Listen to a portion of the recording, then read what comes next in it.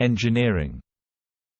Engineering is the application of scientific and technical principles to design, build, and maintain structures, machines, and systems.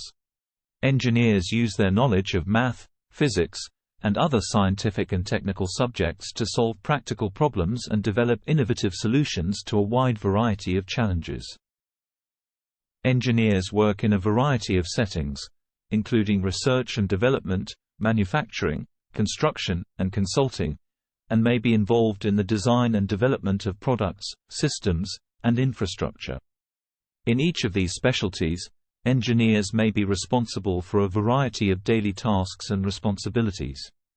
For example, an engineer may be responsible for designing new products or systems, conducting experiments to test the performance of existing products or systems, or overseeing the construction or operation of a structure or machine.